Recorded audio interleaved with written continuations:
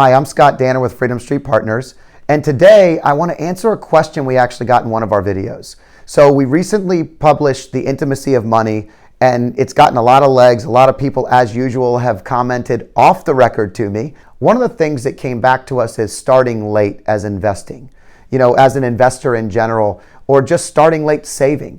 I think that it's a really great question, and we'll tag you in the video so you know who you are. But to all those that feel like they're getting a late start in life, I think to some extent it's inevitable. I mean, you kind of go through your 20s trying to find your niche. Some of us go through our 30s, 40s, 50s, 60s, and even 70, and they say, I don't know what I want to be when I grow up, and that's okay too. But when it comes to money, when you're in your 20s, you're trying to really figure it out. When you're in your 30s, you may be starting a family. You may be, in a career you really like and developing a little bit of saving habits.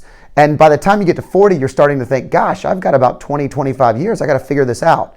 Here's the key component. It doesn't matter when you start. It matters that you start.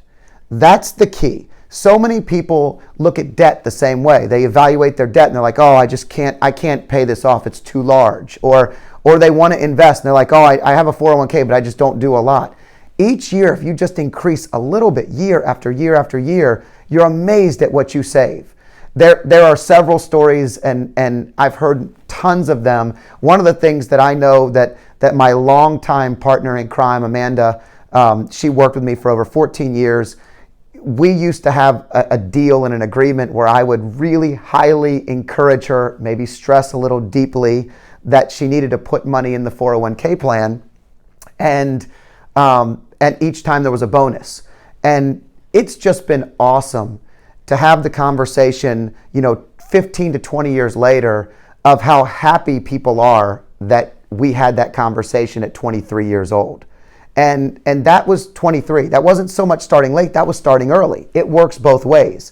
The numbers look way prettier when you start early, but it's never too late. So thank you so much for the question.